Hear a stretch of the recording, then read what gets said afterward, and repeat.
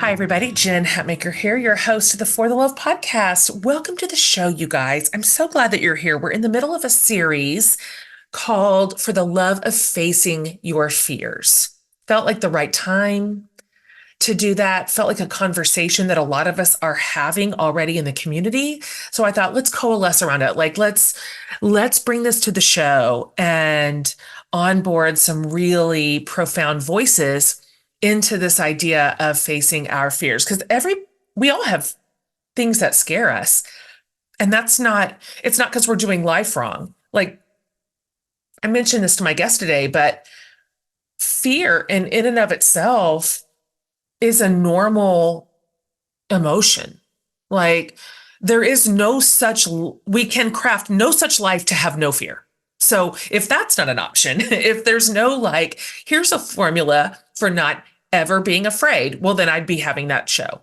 But that's just not how life works. And so rather this idea that we're all going to experience fear, and it's not because we're doing something wrong or we're managing something poorly, it's just because that's the human experience. So then what do we do with it? That's really what this series is about.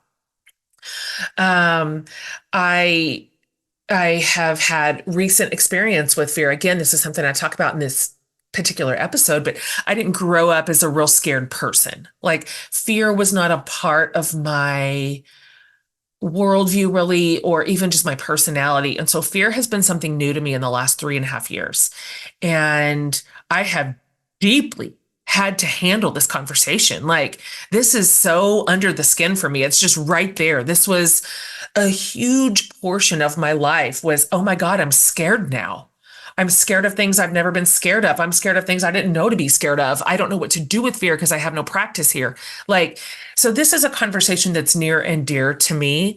We've got a guest today who will be walking us through some strategies on facing our fears genuinely in a healthy way by showing us what habits, it's not even habits or some of it is just more internal work, mentally strong people employ in their lives, and how we can literally train not just our brains, but our bodies toward happiness, and identify where we are being guided by fear and what to do about it. So today we have Amy Morin. She is a renowned psychotherapist. She's a best-selling author. She's devoted her whole career to the exploration of what it means to be mentally strong.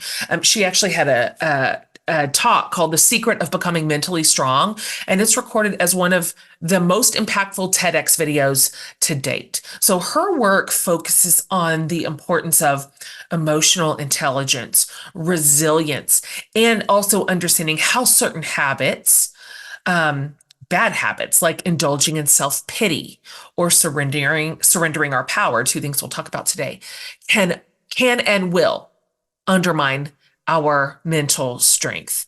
So a bit about Amy, she thought she was going to teach other people about mental strength based on what she learned in college. But about 2 years into her career as a psychotherapist, she experienced the very early and unexpected loss of her mother. And then just 3 years later, the loss of her husband on her 20s. And found herself in a place where she realized not only would she need, but she actually had some mental strength just to live, just to get on with her life. And so she kind of set out on this personal journey to learn as much as she could about grief and mental health and mental strength, and what ultimately gave way to living her life in the fullest way, which you're going to hear about today, which is her story is super, super fascinating. And so, as mentioned, her work taught her that people who build mental strength, it isn't necessarily just about what you do. Sometimes it's more about what you don't do. And so people who don't have these certain responses are able to grow from life. And so she's written about this in this phenomenal book called 13 Things Mentally Strong People Don't Do. And then that book turned into a series of books that have sold more than 1 million copies, translated into more more than 40 languages. So you can see that this is a message that resonates. So you guys buckle up because Amy doesn't pull any punches here. This is a direct, straight communication, um, almost a bit of tough love, but in a way that I really respond to. She tells us the truth here. And I found myself just fascinated with her research and her experience. And I took away several things from this conversation that I literally wrote down as she was talking because I want to take it with me. So I think you're going to love this conversation. I think you're going to love this whole series. So with no further ado, please enjoy this incredible, useful discussion with the delightful Amy Morin. Amy, welcome to the For the Love podcast. I'm really just so glad you said yes to this. Thank you for giving us your time. Your probably hottest commodity, like all of ours. Absolutely. Thank you so much for being here. Huge fan of your work and just thrilled to be able to talk to you in person. Yeah, thank you so much. Same. Your journey is so fascinating and interesting, like professionally and also personally, and how those two things have dovetailed. I've given my listeners a little bit of your background. I sort of high leveled your incredible credentials to them and a little bit of your background. But I wonder if before we drill in a little bit here to this conversation, if you could share a little bit about your earlier experiences with loss and specifically how some of that led you down a path to now be in this really interesting driver's seat of a conversation around what makes us mentally strong. Um, and then like, did that change your trajectory? Early on, I mean, you were kind of fresh into your career, right? I'm leading the witness too much. You just take that question and you run with it. Sure. So I Yeah. started my career, I was a therapist in rural Maine and thought I was going to teach everybody like all the things I'd learned in college. But my mom passed away suddenly, and I was about a year into my career, and it was like my first huge loss. And I just couldn't imagine now my life moving forward without my mom in it. There were so many milestones I had thought my mom would be there for. And that's really when I just became super invested in mental strength for my own purpose too. And it wasn't just about like in the therapy office back in the day, it was mostly you were either, in order to qualify for therapy to get your insurance to pay for it, you had to have a diagnosable mental illness. But we didn't like grief wasn't covered at the time and things like that. And I was like, wow, here I am. I'm a therapist trying to teach other people. I'm struggling with this in my personal life. And now I'm really going to put to test a lot of the things I know about mental health and working through uh, problems and how do you move forward after you go through something like this. And I was glad that I did because it was the 3 year anniversary, 3 years to the day that my mom died, that my 26-year-old husband died of a heart attack. And I woke up and I'm now a 26-year-old widow. I don't have my mom. And I thought, like, what are the chances I would lose the two people closest to me? And it was a time in my life where a lot of my friends were just starting to get married and talking about kids, and their lives were just starting. And I felt like my life, the dreams I had for my life, I felt like were over.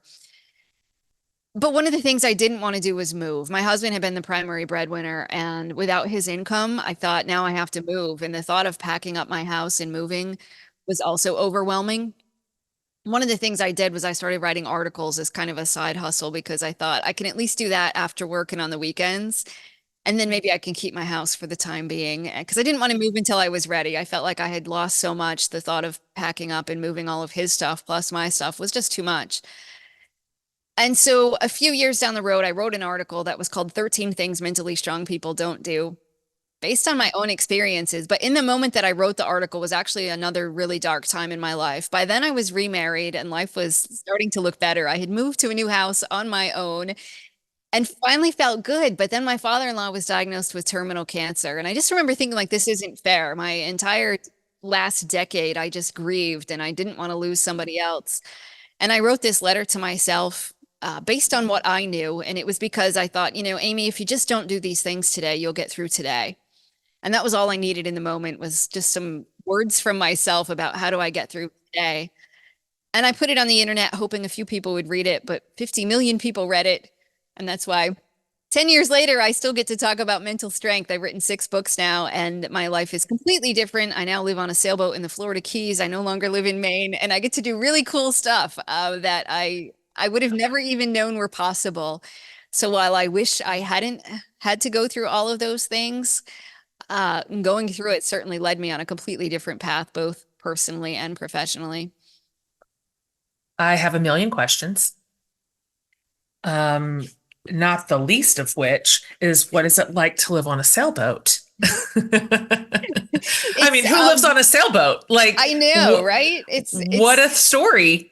It's interesting. I gotten used to it. Like there's moments where I kind of forget, and then I'll go away for a week and I'll come back and I'm like climbing onto my sailboat and I'll have that moment where I'm thinking, what am Yeah. I doing? This is Oh, weird. wow, I live on a boat. Yeah. Right, right. But then when I'm like here for a while, I kind of forget it. But it's more like a floating apartment, I guess, in a lot of ways. So I need high speed internet and so I can do stuff like this. So we're tied to a dock a lot of times Yeah. anyway. Okay. One more question about this because I have much other things I want to talk to you about. I'm just fascinated by this choice. Like, what was it that you had in you that said, I want to change my life in such a major way that I want to go live on a sailboat in a different state? Like, that's a pretty big move. Like, that's a pretty bold move. I'm curious about it. Um, So yeah. my second husband had always dreamed of living on a sailboat. When he was 4, his bedroom was decorated in a sailboat theme. And I didn't really know that, even though I lived in Maine, I didn't really know that like people lived on boats permanently. But we had thought like, oh, that'd be neat to do someday. And I remember the day that we were talking about that. And I remember the words coming out of my mouth like, oh, we should do that someday. But I had a job as a therapist and I worked 40 hours a week. It really wasn't an option. But I said to myself, if we put something off until someday, given what I know, there's a chance it's never going to happen. Why don't we just do it? And so we had a Fiat and we packed up our dog and our cat in our Fiat and moved from Maine to Florida. He came down earlier, bought a boat. I was like, oh, whatever you pick out will be fine. And just moved on to it, not knowing if we'd be here for like 6 months or longer, but I think we're going on 7 years now. Oh my gosh. Yeah. Wow. I love that you just built a different container for your life. Right. People can do it. Like You I can. just Yeah. love that story. I know that's just a sub story of your story, but um you're right. The someday myth has kept many a dream from never ever materializing for sure. Thanks for talking about that. It's really fun to think about you living on a sailboat. Um, I know you've been talking about this for a decade, and so I appreciate you being willing to go back into the well here because the whole idea of 13 things that mentally strong people don't do is fascinating. It's a good hook. It's a good hook. It immediately has, of course, me going, God, I wonder what they are, and I wonder how many I have and don't have.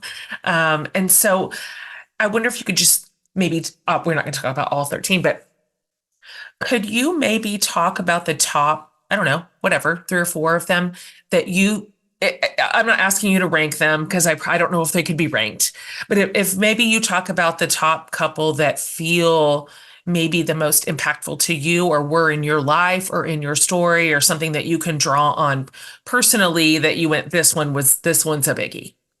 But when I wrote the list, I didn't it was a letter to myself and there was no context. When I finally published the list online, there was no context to it. I didn't explain why I had written it. But then when I explained to people like actually this is a letter to myself, kind of the order of the list does kind of make sense. So number 1 on the list is don't feel sorry for yourself. I was in that space where I thought, how could this be? I lost my mother, my husband, and I'm going to lose my father-in-law. And he had sort of become this surrogate parent to me in a short period of time. And I thought, what are the chances? I have all of these other people in my life who, my friends, haven't lost a single person in the last few years. And here I am going to lose another person. This isn't fair. And I knew, like deep down, it doesn't matter. Like life isn't fair. And feeling sorry for myself wasn't going to help. Like, okay, Amy, you do have some resources. Or just like when my husband passed away, and I thought, okay, not only is it fair that it's unfair that I'm a 26-year-old widow, it's unfair that I can't pay my bills. Again, like if I had just felt sorry for myself, I would have ended up not being able to to keep my house. But that was when I was like, put your fear into action, get out there and do something. And I remember thinking, but I can't be a therapist 100 hours a week and be effective at it. And it's not even an option. The office closes at 5. I thought, what else am I going to do? And I wasn't in a mental space where I could do a lot of different jobs, but I could write articles. So I was able to turn it around and say, at least become a freelance writer. If you can write in the evening and on the weekend and you feel like it, that's something I could do. I could still do that, even though I felt like I was in a rough spot. So when I wrote the list, again, I was tempted to get caught up in that, but this isn't fair. And I didn't sign up for this and I don't want this to happen again. But I knew that would just keep me stuck. So that's why that was number one on the list was don't feel sorry for yourself. I knew that the grief and like being sad was all part of the healing process, but feeling sorry for yourself is different. That's when you start thinking my problems are bigger than everybody else's and they're like helpless and hopeless. No, there was still something I could do if I just woke up in the morning and said, what am I going to do today? And also, what am I not going to do? Then I was taking some kind of action. That's good distinction. Because of course it makes sense to grieve and be sad and have very human feelings around loss, but you're right, that's not the same thing as feeling sorry for yourself. That puts us in a different zip code that's hard to pull out of. What else did you have? What are some of the other things on the list? So another one is don't shy away from change, which my whole world had changed, even though I didn't want it to. But for a long time, there were so many things that I just clung to because I thought I can't handle anything else being different. And as a therapist, it's something we do too. We'll be in a meeting where we're talking about some of our clients who are resistant to change. Yeah, I kid you not, during that same meeting when the IT department says, hey, we're going to get some new software, all of us therapists are like, the one we have now works fine. Why do we need anything new? We don't want to change the system. And it's so easy, I think, to get caught up into that idea of like, I don't want my life to be different because I don't want to make it any worse. And if it's going to be different, it's going to be hard to adapt to.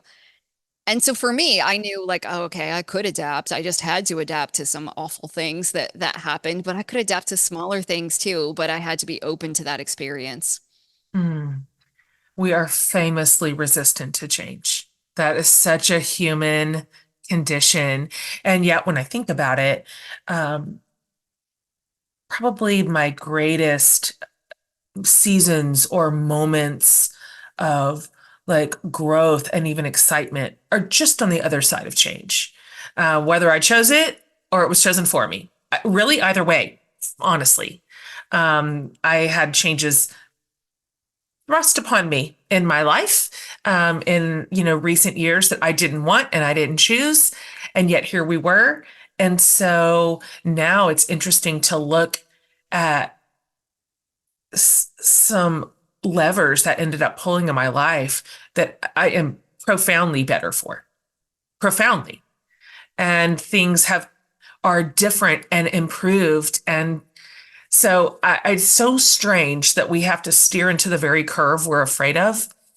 It, It it really is because so often we're just like, no, I don't want to, it's too much work to do things differently. It's too much totally.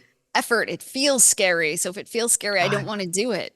yes, 100%. Nothing feels guaranteed. I love guaranteed outcomes. Those are my Right. favorite outcomes. Mine too. Yes, those are the ones I try to sign up for. I want to talk, you said a minute ago when you were talking about not feeling sorry for yourself, that you could decide and did decide to just put fear into action instead of letting it just metastasize like in your body. And this particular series is about fear. And because fear's in and of itself, it's neutral. It's not bad. It's not good. We're all going to experience it. Like there are things to be afraid of, reasons to be afraid, or reasons to respond in fear. Like that, I work to not assign too much morality to fear in and of itself, because it's a common thing that we can't craft a life in such a way as to never experience fear. That's not a thing. So more the question is when we do experience fear, which we will and have and do, then what? Like, what do we do with it in a way that propels us forward and keeps us healthy and growing and pliable and tender? And so I want to talk about that with you for a second, because you've conquered a bunch of fears.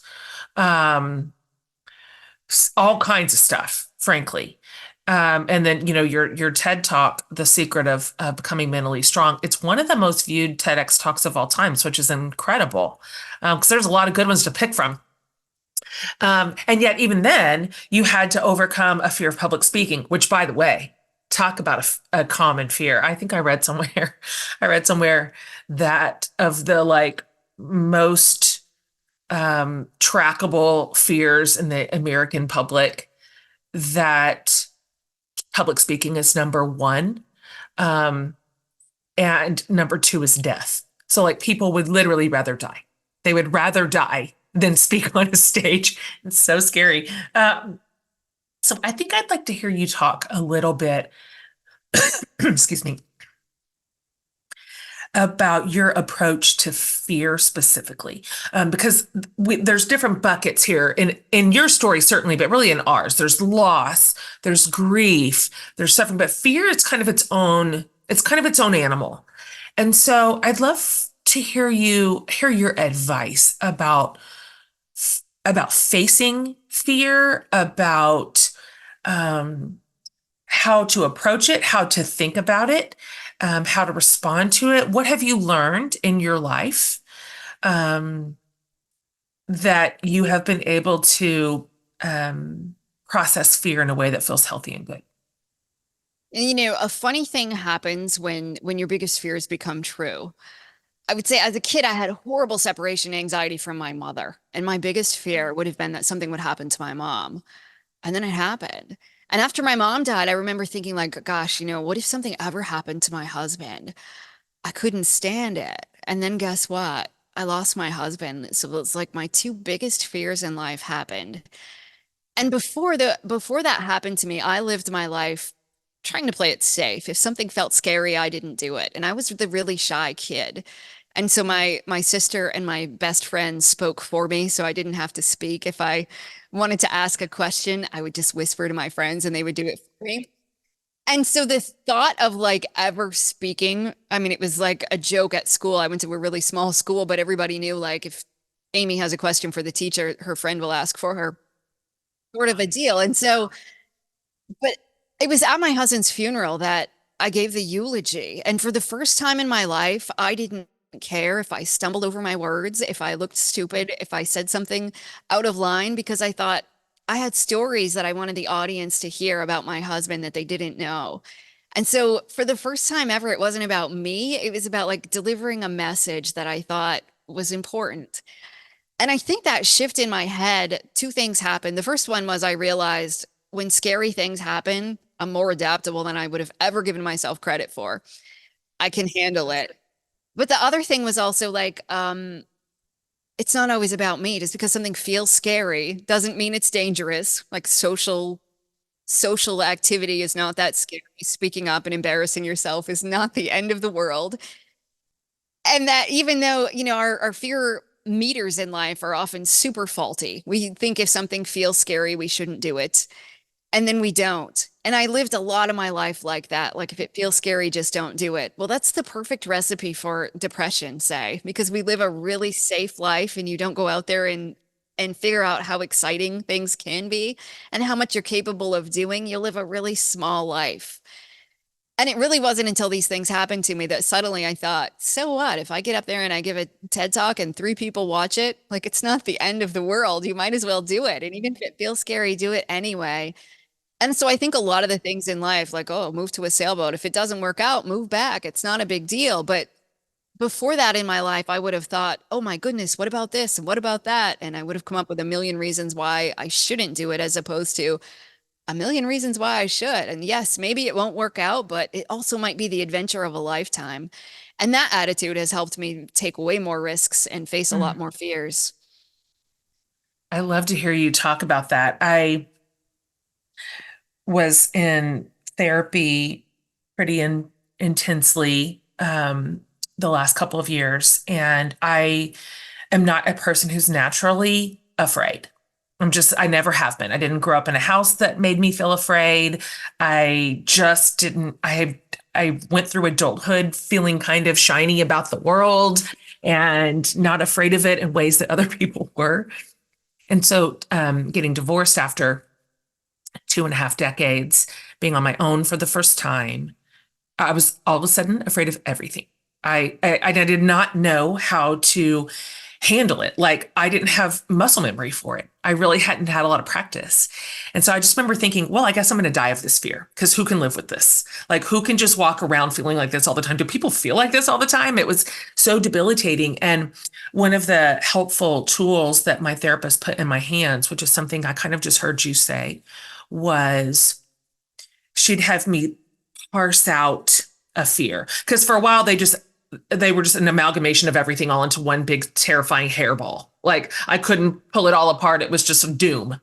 So she's like, let's unspool the thing. Let's pull them out thread by thread and have a look. And so she's like, all right, let's take this one thing that you have decided you're afraid of now. Let's play it out to its very end, all the way. Like, okay, what if it does go as badly as you think? Go ahead and Go ahead and do it. Do it in your brain. Get there, imagine it, envision. Did you die? Like, did it kill you? Is that the end of the world that you think it is? And it almost never was. Every time, like when I just let myself go to the very worst possibility, I'm like, well, I don't love it, but also I believe life would go on the next day. It was helpful. It was helpful to do that and realize, oh, some of this is an invention. Some of fear is invented in terms of impact. How do you coach your clients and your community through the paralysis of fear? Because it does keep a lot of us from moving forward, sometimes forever. Yep. And so sometimes it is just that what you explain, which we'll call sometimes playing the script through until the end. Okay, what if you did that? You applied for that job and you got it and you hated it. Well, then what would you do? You'd quit, you'd find another one, or you'd tolerate it for a while, whatever it is. And sometimes that helps bring down the fear a little bit. Another thing is to just take it one small step at a time when you can. Because sometimes what people will do is when they're afraid of something, somebody who's afraid of public speaking signs up to give a speech in front of 100 people and it doesn't go well. They're so paralyzed by the fear. They get up there and it doesn't go well. And they think, I am never going to give a speech ever again in my life. Maybe a good starting point would have been to start in front of the mirror at home. And then you do the speech in front of your partner or three people. And you work your way up so that you don't terrify yourself or traumatize yourself into saying, I can never do that again. And sometimes our fear is speaking to us because it's saying, hey, you need some more skills, you need some more practice. Because fear will often talk us into, if I use the example of public speaking again, our fear is like, oh, I don't want to practice because I'll sound too rehearsed. But really, the real reason we don't want to practice, it's because it's anxiety provoking, because we don't want to think about the fact that we're going on stage. So then you don't practice at all, and then it doesn't go well, and you think, ah, clearly I'm a bad public speaker. But really, it's all because of fear that causes some strange decision making. So it's about knowing I can face my fears. I can do it one small step at a time. And don't let your fear take over. When our fear runs really high, our intelligence runs really low. And you want to balance that out to take notice of like, how scared do I feel right now? Because fear will cause you to overestimate the likelihood that everything's going to go wrong, and it will cause you to underestimate your own capabilities. So you got to raise your logic and balance out that fear a little bit. So sometimes that's like thinking, all right, realistically, what are the chances this is going to go poorly? If you have somebody you can run it past, a trusted friend, a really good family who will tell you the truth, and you say, hey, I'm thinking about investing in this, buying this, making this move. What do you think? And then listen to them. You don't have to necessarily take their advice, but listen. If they say, I'm really concerned that you're not looking at this, or I'm concerned that if you take that risk, it may not work out, and here's why. But just so you're like, all right, because they don't have the emotion attached to it that you do. So they can think about it much more rationally. And you can ask yourself too, if my friend were struggling with this, what advice would I give them? And that takes the emotion out of it for us. And we can often make a much more rational decision when you think, oh, no, I'd tell my friend, go ahead and do that. Take the leap. Mm. Like, oh, okay. Well, then I'm going to tell myself that same advice. Those are great strategies.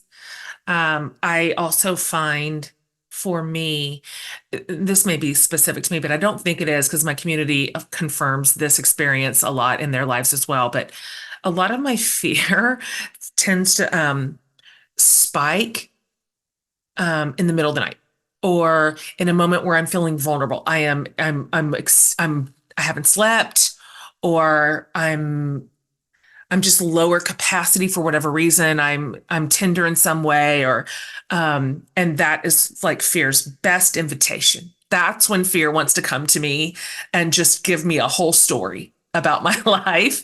Um, and I've noticed I can't control that. It just a vulnerable mind. I'm more susceptible, I think, sometimes to fear for whatever reason that is at the moment. But I can at least notice this might be lowering my intelligence. Fear may be talking a little too loudly right now because, well, it's 3 a.m., for example. Um, or it's the end of a really long day and I slept 4 hours last night. Like, whatever. If I can at least kind of go, wait a minute, am I hungry? Like, am I thirsty? Am I tired?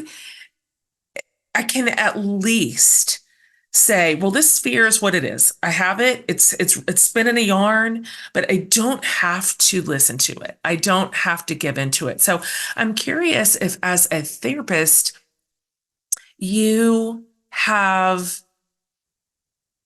tools that you put in people's toolkit for when fear is running off at the mouth, and it does, and it can, to like get through that moment and give it the gift of time, to sort of run out of gas, until you can be a little bit more intelligent and less fearful. Getting through that moment is hard sometimes. It is. And I think all of us have probably laid awake at night worrying about something that we feel terrified about. And then the next day, you're like, it's not actually a big deal. But at 3 in the morning, it felt like it was like a life or death circumstance, and you were about to be homeless and all of these things that run through your head. So I think in those moments when you recognize perhaps my fear is a little irrational, it still feels bad. And physiologically, your heart might be beating fast, your stomach feels sick, you feel all of those things. So a couple things that can help. One is to practice mindfulness in that moment. You just ask, like, what are 5 things I can see, 4 things I can hear, 3 things I could touch, 2 things I smell, 1 thing I taste, something along those lines, but just to be in the moment. And your mind will keep going back to that thing that you're worried about, but you just keep bringing it back just to hopefully calm your nervous system just a little bit.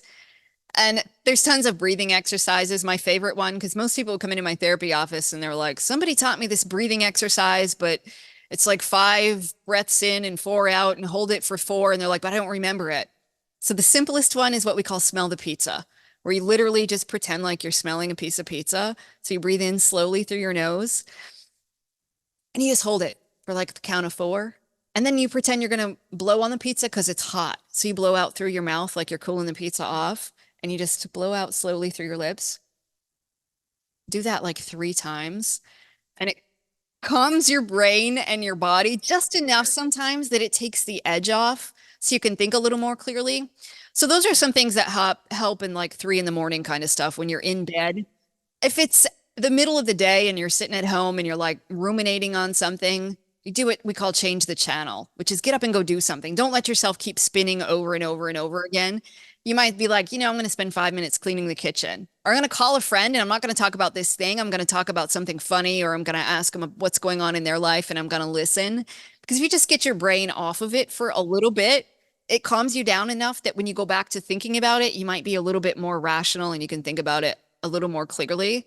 And one more thing would be, if it's during the day, to write it down. Sometimes when you just get it out of your head and on a piece of paper, it gets a little more organized. And so that instead of thinking about it over and over again in a pattern that's not helpful, it can just help your brain be like, okay, here's the 3 things we're worried about. Here are the 2 things we can do about it. And here's the one action step I'm going to take right now. Just makes it all crystal clear. Whereas in your brain, it's like this jumbled mess and it's swirling all around and it's hard to get rid of. But when you put it on paper, sometimes that helps too.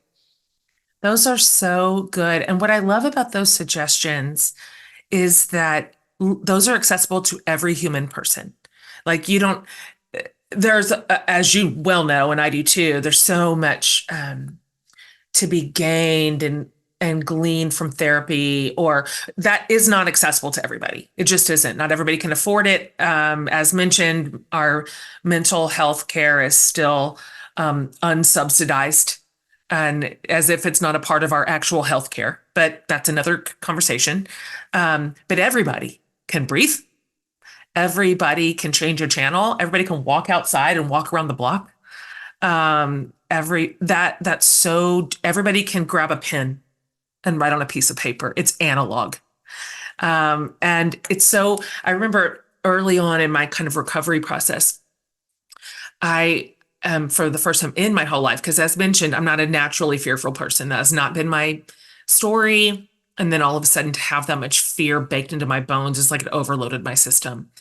And I had a handful of panic attacks, which I know about that. I mean, I'm a person who works in wellness. I lead a huge community of women. It's not like I don't have no access to what panic is and even how to get through it. I've had hosted a lot of conversations around, and yet when it happens to your own self, holy moly.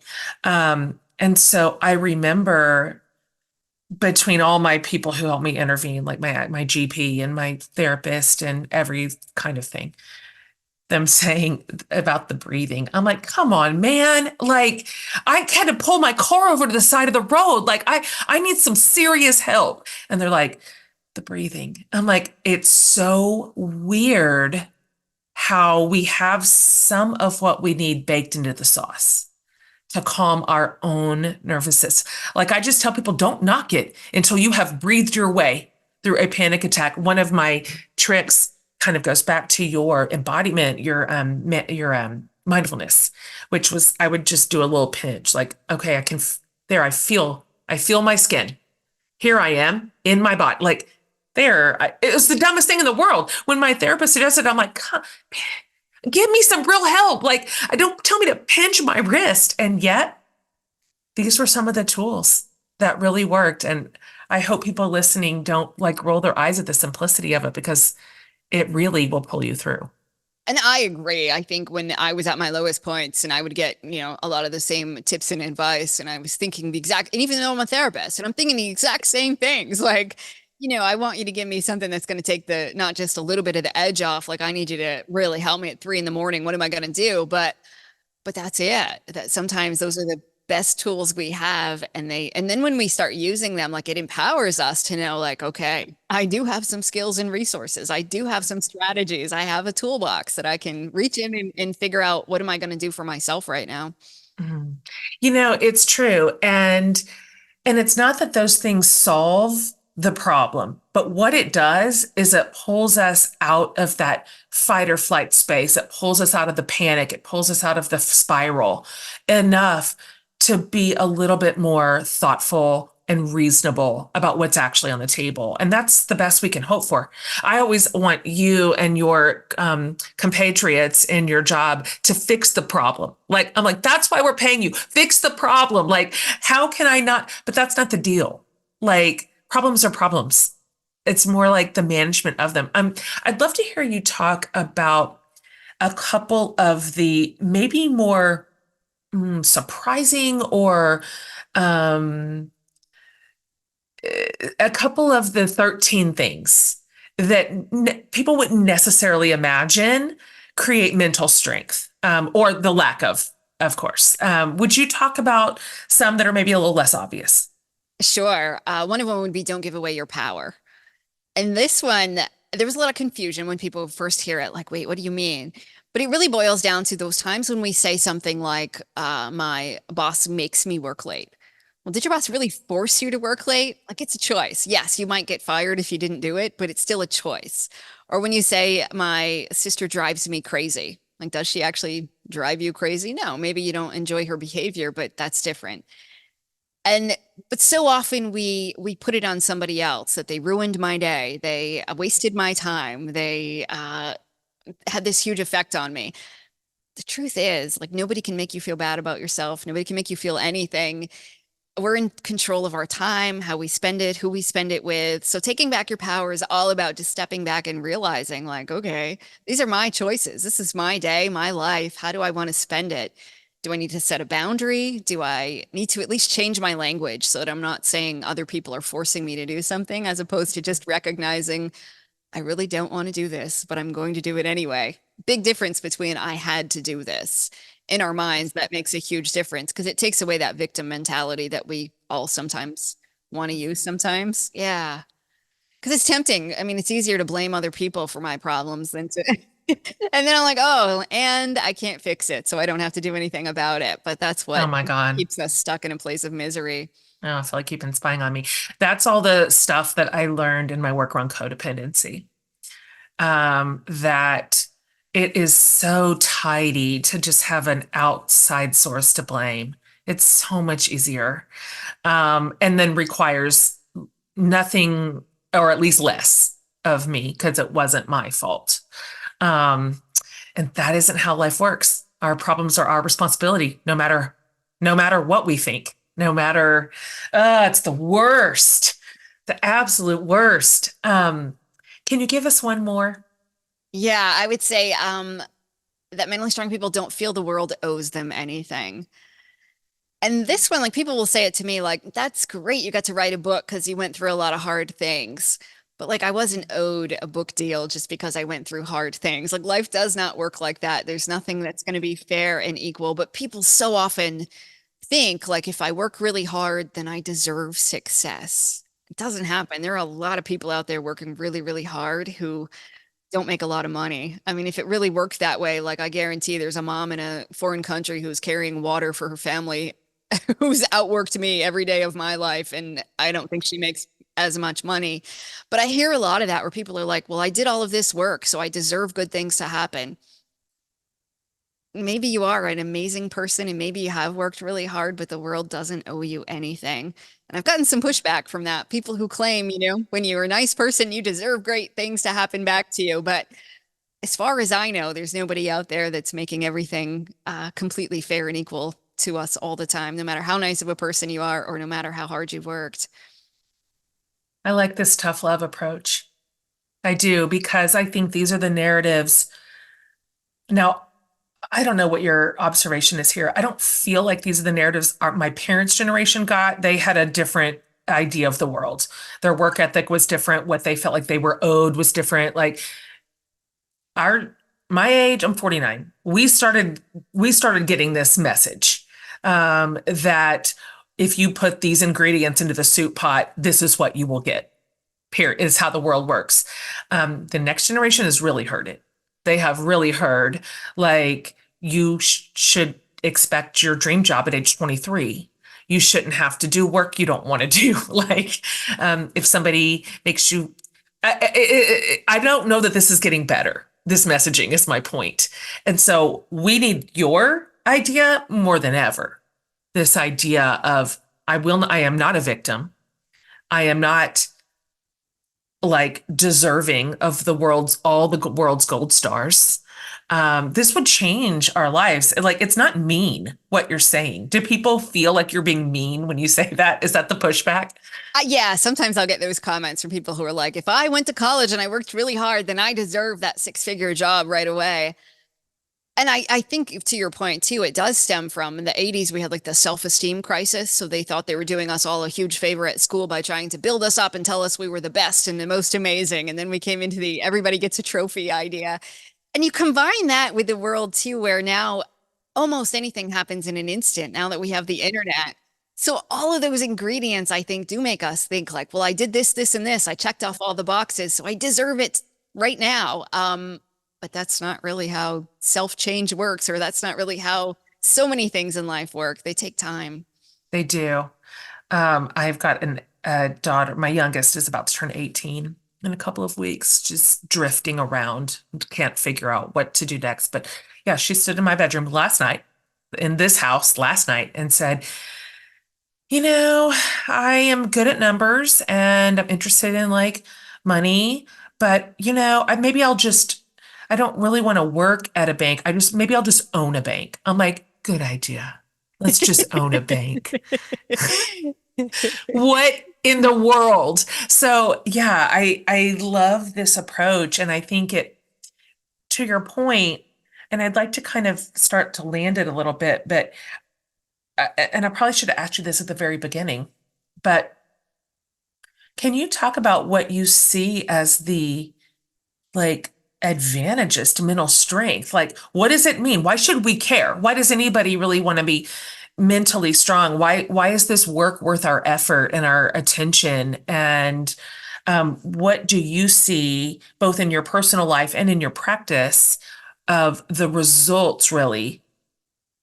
I don't know if that's too American of a word, but what happens on the other side of mental strength in a life? Yeah, I would say it's a lot like building physical strength, right? There are tons of advantages to it. It's something you can do every day, you can work on. And then when you start to build strength, you notice that life gets easier, no matter what kind of curveballs get sent your way. And sometimes people will say, well, isn't it the same as resilience? No, resilience is about bouncing back from hardship. But like, I think it would be awful if we spent our whole lives building mental strength just because we're waiting for the next shoe to drop. Like, that is not how I want to live my life, is just waiting for awful things to happen. I wanted to enjoy the good times too. And I thought, there are plenty of great, amazing things in life, and I want to get the most out of it. And so mental strength is really about that, about being able to push yourself, but knowing you don't have to push yourself to the extremes necessarily, but about knowing what your values are, having the courage to live according to those values, and living the kind of life that you were meant to live, whether that be that you really enjoy family and you stay home, whether it be that you test yourself with all sorts of challenges, whether you want to go live on a sailboat in the Florida Keys, but it's really, I think, about living life to the fullest, and in knowing that you can enjoy the good times, and but that you're also prepared for the bad times. But I think it makes everything better, everything from your work life to your relationships to just your mood overall, day-to-day stuff. I face challenges differently than I used to.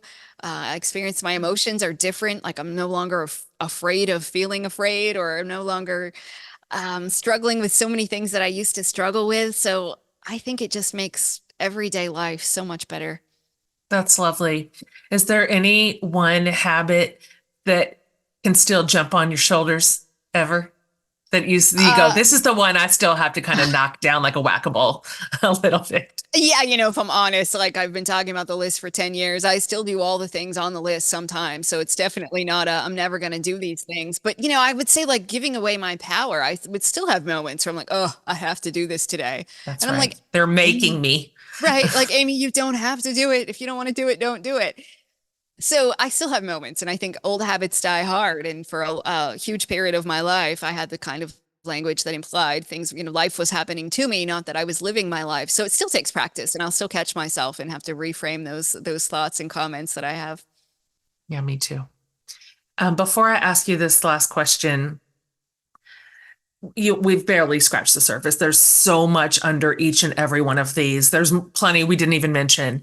And so I would love if you would tell my listeners where they can find you, where they can follow you, where they can find your work and your books and just all of it.